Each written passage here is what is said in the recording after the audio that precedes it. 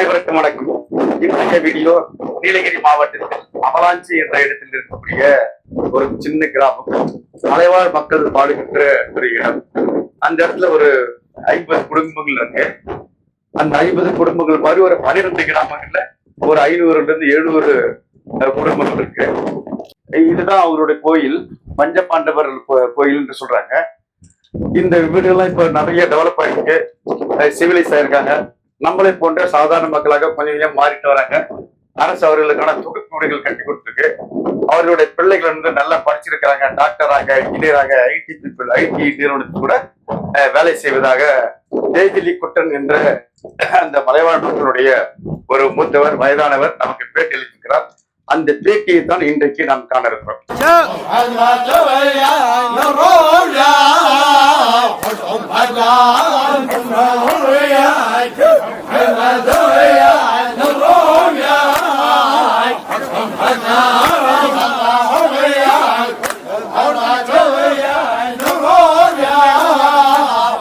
அறிமுகப்படுத்த, உங்க பேர் என்ன? சேதிலி குட்டன். சேதிலி குட்டன்.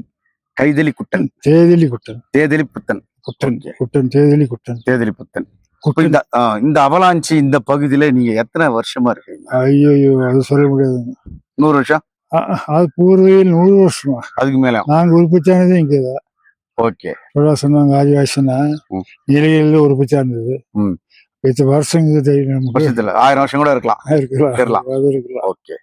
இப்ப இந்த பகுதியில உங்களை மாதிரி இப்ப எத்தனை பேர், ஒரு 1000 பேர் 2000 பேர், எத்தனை குடும்பங்கள் இருக்கு இந்த பகுதியில? நீலகிரிலையா? நீலகிரி முழுக்க இந்த மலை மாவட்டத்துல எவ்வளவு பேர் இருப்பாங்க? நாங்க என்ன ஒரு 2000, அங்க பார்த்து நாங்க ஒரு 2000 பேர் தான் இருக்கிறோம். 2000 பேர் அவ்வளவுதான். இப்போ அரசாங்கம் நிறைய சலுகைகள் கொடுக்கு. நீங்க வந்து உங்க பசங்க, பேர பிள்ளைகள், உங்க பிள்ளைங்கள்லாம் நல்லா படிச்சு வந்துட்டாங்களா? அரசாங்க உத்தியத்தை வந்துட்டாங்க, எல்லாம் உத்தியோகத்துல போயிருக்காங்க, படிக்கிறாங்க, எல்லாம் பண்றாங்க. நல்லா சிவிலைஸ் ஆயிட்டீங்க. இப்ப அரசாங்க உத்தியோகத்துக்குலாம் வந்துட்டாங்க. இப்போ உங்களுடைய இப்போ 20 வருஷமா 30 வருஷமா நீங்க வந்து அரசாங்கத்தோட சலுகைகளை பெற்றோ படிச்சு முன்னுக்கு வந்துட்டு இருப்பீங்க. ஒரு 30 வருஷத்துக்கு முன்னாடி, 50 வருஷத்துக்கு முன்னாடி உங்களுடைய தொழில் இந்த மலையில என்னவாக இருந்தது? தொழில் விவசாயமா? வேறமை மாடு வச்சிருக்காங்க. அப்புறம் விவசாயம் பண்றது, சாமை, ராகி, இந்த மாதிரி விவசாயம். முதல் 50 வருஷம் முன்னால பால், நெய் இந்த மாதிரி பண்ணி வித்து இது பண்ணிடுறது தொழில். இதை கொண்டு போயிட்டு சாமை, நெய், விறகு இதெல்லாம் கொண்டு போயிட்டு மார்க்கெட் கொடுத்துட்டு காசு ஆகிட்டு உங்களுக்கு தேவையான பொருளை வாங்கி வந்துருவீங்க. ஓகே. இப்போ வந்து இவ்வளவு ஒரு 1000 பேர் 2000 பேர் இருப்பீங்கல்ல, இங்கிருந்து படிச்சுட்டு உங்களுடைய பசங்க, பேர பிள்ளைங்கலாம் இந்த கோயம்புத்தூர் இல்ல சென்னை இல்ல பெங்களூர், டெல்லி அந்த மாதிரி எல்லாம் போயிட்டாங்க. சோ தமிழ்நாட்டுல இருக்கிற சாதாரண மக்கள் மாதிரி நீங்களும் 2 நேரம் கலந்துட்டீங்க. ஓகே, ரொம்ப சந்தோஷம். இப்போ இந்த லைஃப் ஸ்டைல் இருக்குல்ல, பழைய வாழ்க்கை இருக்குல்ல, ஒரு 500 ஆண்டுகளுக்கு முன்பாக இருந்த வாழ்க்கையில இருந்து நீங்க கொஞ்சம் கொஞ்சமா மாறிட்டீங்க இல்லையா? அதை பத்தி என்ன ஃபீல் பண்றீங்க? எது பெட்டர், இல்லன்னா எது நல்லது? முதல்ல இருந்தது நல்லது. ஏன் அது நல்லா இருந்துச்சுன்னா, அந்த மாதிரி ஒரு பால், நெய் எல்லாமே நல்லா இருந்தது அந்த காலத்துல. நீலகிரி பத்தி நல்லா இந்த மாதிரி இல்ல, நீலகிரி நல்லா இருந்துச்சு. அப்ப நல்லா பசுமையா இருந்துச்சு. இப்ப இந்த கற்பூர செய்த மரம் போட்டு எல்லாம் நீலகிரி அழகா கிடைச்சிட்டாங்க. பிரிட்டிஷ் காலத்துல இருந்தது. அப்ப காத்தவங்க அப்பவங்க சொல்றாங்க அப்ப நல்லா இருந்துச்சு. இப்பதான் எல்லாம் விஷயம் சொல்றாங்க. சொல்றது பார்த்தா முதல்ல இருந்த மாதிரி இப்ப இல்ல. இப்போ ஏறுமே மாடு எல்லாம் வைக்கிற கஷ்டம். புலி சேர்த்தா நிறைய இருக்குது. புலி அடிச்சிச்சு ஒரு 4 பையனை பசுமை இல்லை. ஆமா, அந்த மாதிரி ஆயிடுச்சு. நீலகிரி முதல் மாதிரி இருந்தது பசுமை இல்ல. பழைய பசுமை இல்ல, பழைய மாதிரி இல்ல. நீங்க பழைய 50 வருஷத்துக்கு முன்னாடி, 100 வருஷத்துக்கு முன்னாடி வாழ்க்கை முறைதான் நீங்க நல்லா இருக்கு, பெஸ்ட்ன்னு நினைக்கிறீங்க இல்லையா? ஆனா இந்த கல்வி எல்லாம் இப்பதானே கிடைச்சது. வேலை கிடைச்சது, அரசாங்க உத்தியோகம், நல்ல சம்பளம். அப்ப அந்த மாதிரி இல்ல. அப்பெல்லாம் அந்த மாதிரி இல்ல. இப்ப அதை எப்படி பாக்குறீங்க?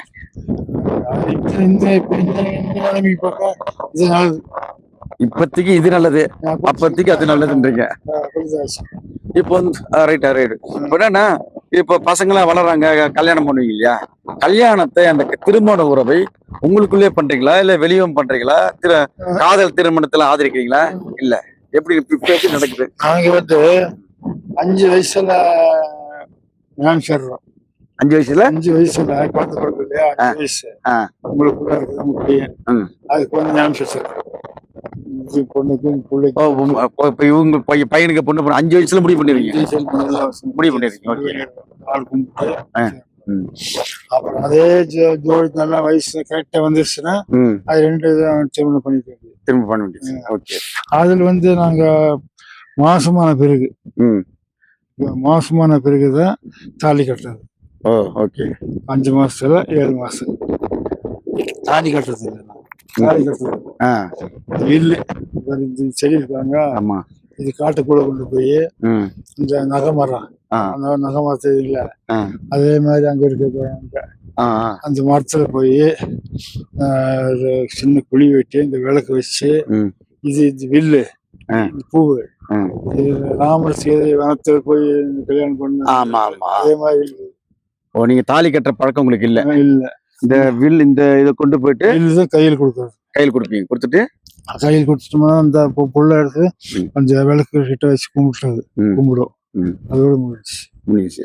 கல்யாணம் முடிஞ்சிச்சு. அது சோழக்குள்ள காட்டுக்குள்ள போய் தான் செய்யணும் கல்யாணம் பண்ணது. அதே மாதிரி இப்போ வயசு கரெக்டா வராம இருந்தா அது வேற போயிடும், இது வேற போயிடும். அப்ப இருந்தாலும் இந்த கல்யாணம் தாலி கட்டுறது இந்த மாசமான பிறகு. மாசமான பிறகு தான் தாலி கட்டுவாங்க. மாசமாகாம இருந்தா தாலி கட்டுறது இல்லை. அப்புறம் அது என்ன செய்யறோம், இந்த செத்து பிறகு சுடுகாட்டுல கொண்டு போய் இந்த வில்லு கொடுக்கும் கைக்கு. வில்லு இந்த இது எடுக்காம சாகக்கூடாதுங்கிற ஒரு முறை. வில்லு எடுக்காம அது வந்து இந்த சுடுகாட்டு கொண்டு போய் கையில் கொடுத்தோம். இப்ப சேர்த்து வச்ச ஆணுக்கும் பெண்ணுக்கும் அடுத்த வாரிசு உருவாகல அப்படின்னு சொன்னா நீங்க வந்து தாலி கட்டுறதுக்கு அலோ பண்றது இல்ல, அதாவது திருமண நிச்சயத்துக்கு அலோ பண்றது இல்ல. அது உங்களுடைய வழக்கமா அது இருக்கு. ஓகே. இப்ப வந்து அந்த பஞ்சபாண்டவர் கோயிலை பத்தி பேசணும். பஞ்சபாண்டவர் கோயிலை வந்து கோயிலாக கடவுளாக நீங்க கும்பிடுறீங்களே, அது ஏன்? அதனுடைய வழக்கம் எதனால இந்த மாதிரி வந்தது? அது ஏதாவது ஒரு காரணம் இருக்குல்ல? அதை பத்தி நமக்கு தெரியாதுங்க. நம்ம குல தெய்வம் பஞ்சபாண்டவர் இருக்கிறாங்க சொல்றது அப்படி. அதுல வந்து நாங்க உள்ள சிலை இருக்குது, கல்லுல வந்து 3 இருக்குது. பஞ்சபாண்டவர் 2 சிலை இருக்குது, கல் மாதிரி வச்சிருக்கிறோம். அதுக்கு வந்து நாங்க இந்த ஊதுபத்தி, கற்பூரம், பூ, இந்த சாம்பிராணி எந்த பூசும் கிடையாது. பூசு எல்லாம் எதுவுமே இல்லை. பால், நெய், தயிர் மட்டும்தான் பூசை பண்றது. அது வந்து எருமை இருக்கு இல்லையா, நாங்க அந்த எருமையோட பால், நெய், தயிர் தான் அதுக்கு பூசை பண்றது. வேற எதுவுமே இல்லை. அங்க பொம்பளைங்க எல்லாம் வந்து கோயிலுக்கு கும்பிடக்கூடாது, வளர்க்கறது இல்லை, அனுமதிக்கிறது இல்லை. பொம்பளைங்களுக்கு அனுமதிக்கிறது இல்லை. அவங்க வந்து ரொம்ப தூரம் நின்று தான் பார்த்துட்டு போறாங்க. அவங்க நின்றுட்டு கும்பிட்டு போறாங்க, கும்பிடுறது இல்லை. அவங்க சேவல வர்றது இல்லை. இப்போ உங்க பசங்க எல்லாம் படிச்சாங்கன்னு சொன்னீங்க இல்லையா, என்ன அதிகமா என்ன படிச்சிருப்பாங்க? அது என்ன படிச்சிருக்காங்க, டாக்டரா, இன்ஜினியரா, சொல்றேன். அப்படி ஒரு 2 பேர் இருக்காங்க. டாக்டர் 2 பேர் இருக்காங்க. செய்யாது இதெல்லாம் போலீஸ் டிபார்ட்மெண்ட்லாம் இருக்காங்க, கரெக்டா வேலை செய்றாங்க, நல்லா டெவலப் ஆயிட்டாங்க. பரவாயில்ல. அரசாங்கம் நிறைய உதவிகளை பண்ணது, உங்களுக்கு ஹெல்ப் பண்ணுது. இப்போ இதெல்லாம் வீடெல்லாம் இப்போ அரசாங்க வீடு தான் எல்லாம் வந்திருக்குது. இந்த லோன் எல்லாம் கொடுக்குறாங்க, எல்லாம் இதெல்லாம் இருக்குது. இப்போ நீங்க ஒன்று சொன்னீங்க, இந்த மாதிரி திருமண உறவுகள் இப்படி இருக்கு அப்படின்னு வந்து உங்க பையனோ பொண்ணோ சென்னையில ஒரு நல்ல மேல் படிப்புக்கு போறாரு, ஒரு ஐடி கம்பெனில போயிட்டு வேலை செய்யறாரு. ஐடி கம்பெனில நட்பு ஏற்படுது, உறவு ஏற்படுது. அப்போ ஒரு திருமணம் பண்ணிக்கணும்னு நினைக்கிறாரு அப்படின்னு சொன்னா அதை நீங்க எப்படி பாக்குறீங்க? ஏற்கனவே ஒரு ஏதோ ஒரு பொண்ணையோ ஏதோ ஒரு பையனையோ யாரோ ஒருத்தர் அது அனுமதிக்கிறது இல்ல, வேறையா நம்ம எல்லாம் வேறையா? ஏற்கனவே சின்ன வயசுல முடிவு பண்ணதுனால அப்படி பண்றோம். இப்ப அப்படியே இப்போ அந்த சின்ன வயசுல முடிவு பண்றோம். அது வந்து வயசு கரெக்டா வந்ததான் ஒண்ணு போயிடுவாங்க. வயசுல ஒரு கம்மியாயிரும், ஜாஸ்தி ஆயிரும், விருப்பம் இல்லாம போயிடும். அப்ப தனியா போயிடுறாங்க. அவங்க வேற மாப்பிள்ளை கடிச்சிடும், வேற இவங்களுக்கு வேற அந்த மாதிரி பண்ணிக்கலாம். அப்படி பண்ணிக்கலாம். வேற நம்ம மதத்தை விட்டு வேற யாருக்கும் பண்றது இல்லை. இங்க நீங்க ஒரு 1000 பேர் இருக்கீங்க இல்லையா, ஒரு 500 குடும்பம் 1000 குடும்பம் இருக்கு இல்லையா, இல்லையா? இந்த 1000 குடும்பத்துக்குள்ள தலைவர் மாதிரி இருக்காங்க. இருக்காங்க தலைவர் நம்ம இதுல தலைவர் இருக்காங்க. அந்த தலைவர் வந்து உங்களுக்கு எல்லாரும் வழிகாட்டுவார். அந்த தலைவரோட உத்தரவுகளுக்கு எல்லாரும் கட்டுப்பட்டவங்க. அந்த வழிமுறை இன்னும் இருக்குது. இருக்குது. அப்போ நாங்கள் வருஷத்தில் வந்து இந்த கோயில்னு சொன்னால் நம்ம இங்கே தலைக்கந்தாக்கு மேலே ஒரு முத்துநாடு மந்திரம்னு ஒரு வந்து கோயில் இருக்குது. அந்த கோயில் தலைநகர் நமக்கு எல்லா நீலகிரிலேருந்து. அது இந்த இந்த மாதிரி கோயிலில் கோபுரம் கோயில் அது வில்லில் தான் கட்டிக்கிறோம். அந்த கோயிலுக்கு போய் தான் நாங்கள் ஜனவரி புது வருஷத்தில் போய் அந்த கோயில் போஸ்ட் பண்ணி எல்லாரும் அங்கே போகிறோம். போய் நாங்கள் ஒரு ரூபா காணி கட்டணுங்க. காணி கட்டணும். அப்போ நாங்கள் வந்து வருஷத்தில் வந்து இப்போ இந்த வருஷம் இத்தனை பேர் இருக்கிறோம். அடுத்த வருஷம் பிறக்கிறவங்க ஆம்பளை பையன் பிறந்துச்சுன்னா அந்த ஒரு ரூபா கட்டணும். பொம்பளைங்களுக்கு இல்லை. அப்போ ஆம்பளைங்க நாங்கள் இத்தனை பேர் இருக்கிறது கணக்கு இருக்கிறாங்க. இந்த வருஷம் இப்போ ஒரு ரூபாய் கிடக்குன்னா இப்போ நம்ம அந்த கோயிலுக்கு போகாதவங்களுக்கும் இப்போ நம்ம பையன் வர மாதிரி தான் அந்த பையனோட ஒரு ரூபாய் கட்டினாங்க போய்.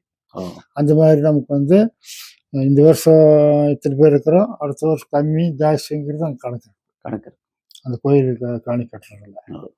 அந்த கோயில் முடிச்ச பிறகுதான் எல்லா ஊரும் இப்போ நாங்கள் வந்து 12 ஊர் இருக்கும். நமக்கு 12 கிராமம் இருக்கும். உங்களுக்கு 12 கிராமம் இருக்குது. 12 கிராமத்தில் பொண்ணு எடுக்கிறது இங்கே எடுத்து அங்கே எடுக்கிறோம், அங்கே எடுத்து இங்கே எடுக்கிறோம். இப்படி ஒரு ஊருக்குள்ள எடுக்கிறது இல்லை. ஒரு ஊருக்குள்ள எடுக்கிறது இல்லை. 12 கிராமத்துக்குள்ள மாறி மாறி எடுக்கிறது. இந்த அந்த கோயில் முத்துநாடு வந்து அந்த கோயில் முடிஞ்சிச்சுன்னா தான் இனி 12 ஊர்லாம் கோயில் திருவிழா பண்றது. அந்த கோயில் ஃபர்ஸ்ட் பண்ணி இது எல்லாம் பின்னால் பண்றோம். அப்புறம் பண்ணலாம். இப்போ உங்களை தாண்டி மற்றவங்களாம் இருக்காங்கல்ல, என்ன மாதிரி ஆட்கள் வெளியே இருக்கிறாங்கல்ல, அவங்க எல்லாம் வந்து உங்களை யாரும் டிஸ்டர்ப் பண்றதுல ஒரு பிரச்சனை, நல்ல அன்பா பழகுறாங்க, நல்ல நட்பா இருக்கிறாங்க, ஒன்னும் இஷ்யூஸ் இல்லை. உங்களுடைய பழக்க வழக்கங்கள் நீங்க மெயின்டைன் பண்றீங்க, அதுல யாரும் தலையிடுறது இல்லை. உங்களுக்கு எதனா தேவை இருக்கா? உங்களுக்கு ஏதாவது நீங்க ஒரு 12 கிராமங்கள் இருக்கு, உங்களுக்கு ஏதாவது தேவை இருக்கும்ல, இது செஞ்சா நல்லா இருக்கும், இதெல்லாம் எங்களுக்கு தேவையா இருக்கு, இதெல்லாம் அரசாங்கம் செய்யல, இல்ல கலெக்டர் செய்யல, ஏதோ சம்திங் அந்த மாதிரி இப்ப எல்லாம் செஞ்சிருக்காங்க. என்ன செய்யறது, எல்லாம் செஞ்சிருக்காங்கல்ல, எல்லாம் செஞ்சிருக்காங்க. ஒன்னும் குறையில்லை. வீடுகளும் கட்டி கொடுத்துருக்காங்க, தொகுப்பு வீடுகள் மாதிரி அது கட்டி கொடுத்துருக்காங்க. லைட்டு, வீடு, தண்ணி, எல்லாம் நல்லா இருக்கு. நம்ம சொசைட்டி வந்து இந்த லோன்னு சொல்லி நமக்கு ஆஃபீஸ் தனியா, சொசைட்டில லோனு நமக்கு தனியா இருக்கு. ஊட்டியில நமக்கு டோடாஸ்ன்ட்டு நமக்கு தனியா ஆஃபீஸ் வச்சிருக்காங்க. லோன் கொடுக்கறது, கட்டுறது, இது செய்யறது, இந்த மாதிரி துணி எல்லாம் தைச்சு அங்கே கொண்டு போய் கவர்மெண்ட்ல இது பண்றது, அதெல்லாம் நல்லா சொல்லி பண்றோம். தனியா ஆஃபீஸ் இருக்கு.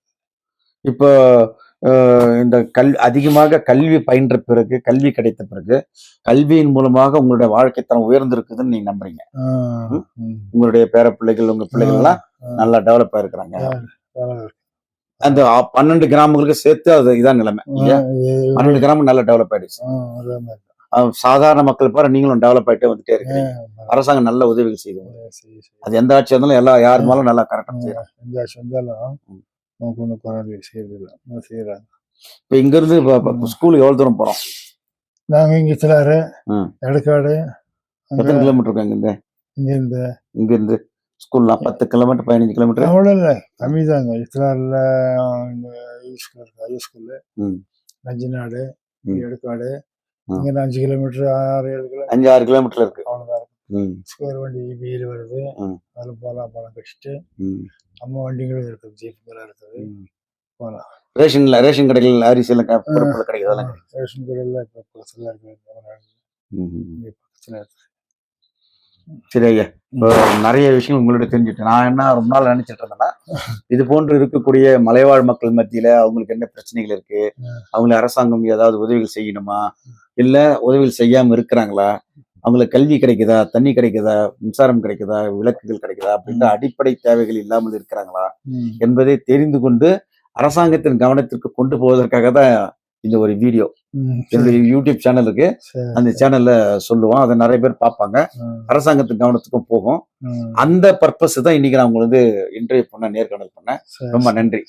அது ஒரு பல்லாயிரம் ஆண்டுகளாக இந்த மலைப்பிரதேசத்தில் வாழ்ந்து கொண்டிருக்கக்கூடிய இந்த மலைவாழ் மக்களுடைய வாழ்க்கை எப்படிப்பட்டதாக இருக்கிறது என்பதை நாம் தெரிந்து கொண்டு ஒரு பதிவு போட வேண்டும் என்று நினைச்சோம். அந்த வகையில் மேற்கு தொடர்ச்சி மலையில் ஒரு உச்சத்தில் இருக்கக்கூடிய அவலாஞ்சி என்ற பீக் பாயிண்ட் இருக்கக்கூடிய ஒரு மலைவாழ் மக்கள் இருக்கக்கூடிய இடத்தில் ஒரு நேர்காணல் கண்டிருக்கிறார். இந்த கிளைமேட்டில் வாழக்கூடிய மக்கள் 364 நாளும் எப்படி வாழ்வார்கள் என்ற நமக்கு ஒரு மதிப்பீடு தேவைப்பட்டது.